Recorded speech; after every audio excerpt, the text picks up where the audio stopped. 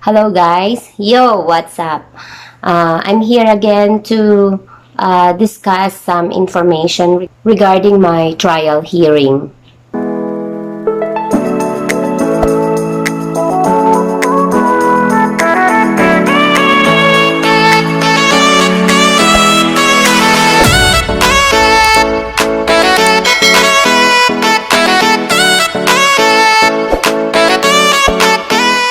Actually, ang tagal-tagal ko siyang hinintay from November up until this month. And then, hindi pala siya matutuloy. Actually, ang hearing ko, ang trial hearing ko is supposed to be May 4th at 1 o'clock in the afternoon sa Family Court ng Caloocan.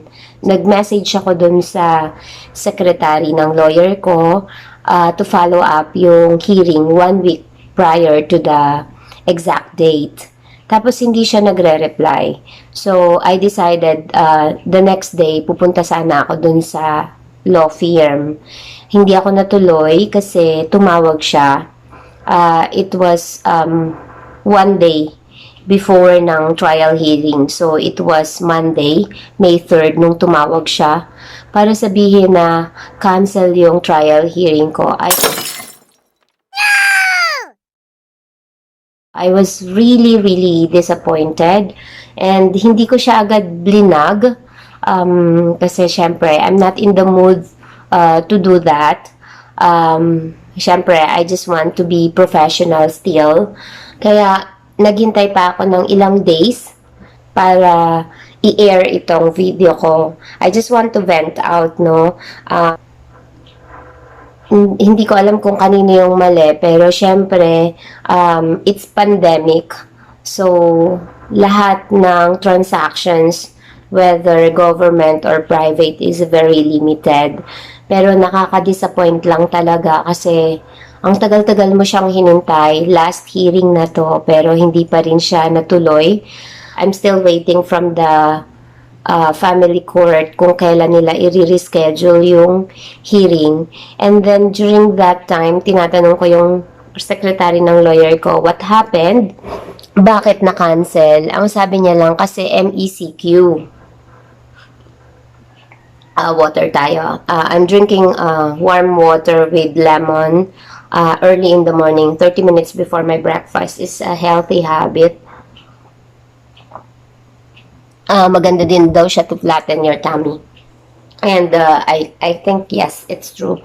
So, let's continue dun sa sinasabi ko.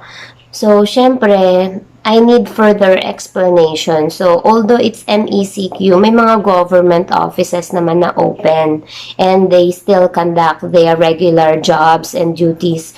Pero bakit ang family court or ang judicial is totally stopped? So, I decided to contact one of my classmates who works in the Makati Judicial Trial Court to ask further answers regarding this situation. And ito yung binigay niya sa aking sagot. Ito. So, sana makita nyo. Ayan. Ayan, ang sabi niya dito sa message ko is, may pasok ang government, ang judiciary ang wala. So, ang government meron, ibang public offices, pero ang judiciary wala. So, I ask further answers why. Bakit ganon? Ito yung binigay niya sa aking answer. Ito.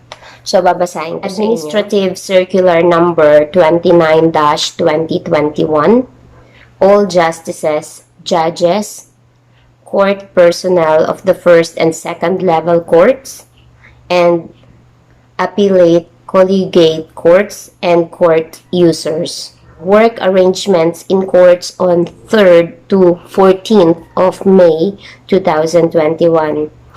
Considering that the National Capital Region, the provinces of Abra, Bulacan, Cavite, Laguna, Quirino, and Rizal, and Santiago City, Isabela, continue to be under Modified Enhanced Community Quarantine, or MECQ, until 14th of May 2021. All first and second level courts and appellate collegiate courts and their judicial offices in the said areas shall continue to be physically closed until May 14 of 2021. The said courts and the judicial offices in other areas under localized enhanced community quarantine or ECQ and MECQ shall likewise be physically closed for the duration of such ECQ or MECQ. All the physically closed courts and judicial offices in areas under ECQ and MECQ may be reached through their respective hotlines and email addresses as posted in the Supreme Court website. These courts in ECQ and MECQ areas shall continue to operate during this period through fully remote video conferencing, which must be maximized so as not to delay the trial of cases and court processes.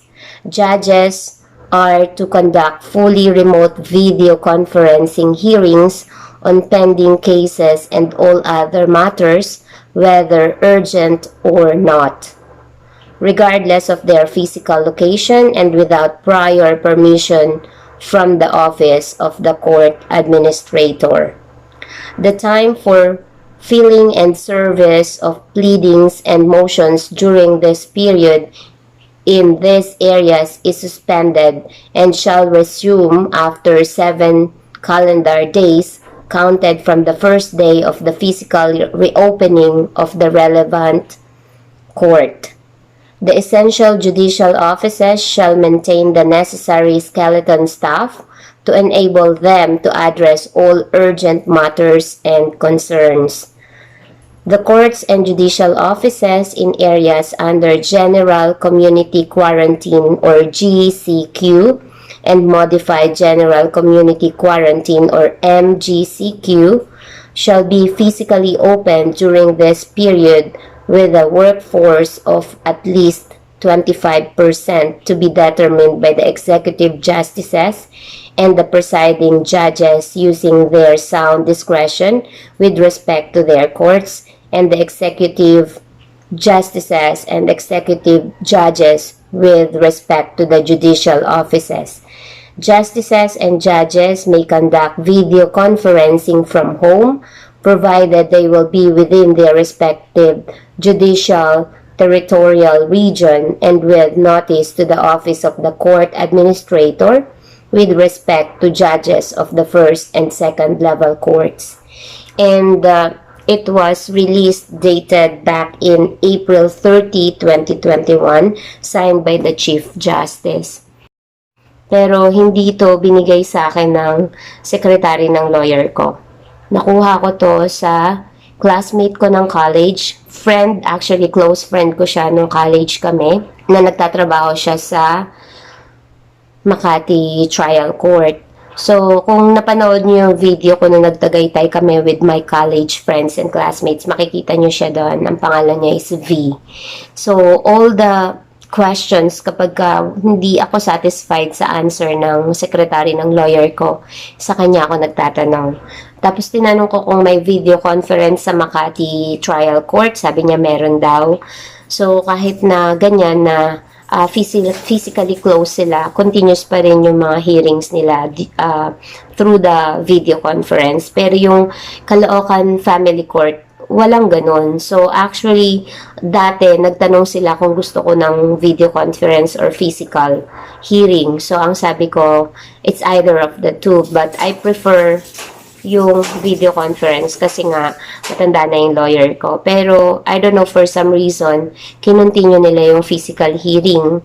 Kaya, medyo nagkakaroon ako ng aberya kasi nirequest nila yung physical hearing. I asked why. So, sabi nung friend ko, yung discretion kasi depende sa court. Pero ang Caloocan Trial Court, wala silang video conference. Siguro meron, pero I don't know, for some reason sa akin wala. So, I went back to the secretary of the lawyer after I discussed this with my friend. Sinabi ko sa kanya lahat-lahat ng information na nakalap ko from Makati Trial Court. And sabi niya, because my trial hearing is already the last hearing at saka magte-testify na ako, kaya hindi kailangan ng video conference. At they requested to have a physical hearing, kaya ganon. So, I'm still waiting. Sabi niya, isasend ng family court yung reschedule ng trial hearing ko. So, guys, i-notify ko kayo or mag-video ulit ako regarding sa reschedule once I receive the subpoena or the notification from the Caloocan Family Court. So, sa mga viewers, sa mga followers ko na on the process din ng annulment nila, you might encounter this na after 3 months or 6 months of waiting, cancel or delayed or reschedule or something happen.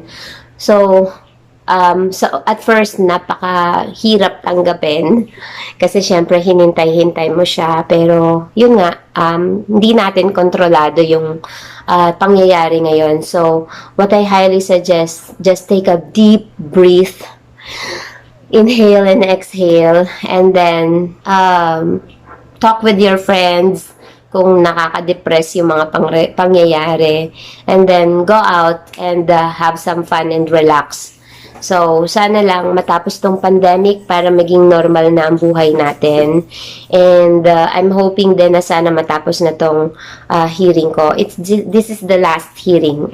Last na talaga to. So, I'm holding into it. So, sana kayo din. So, once again, as I always say, don't be happy, be happier. Saranghe!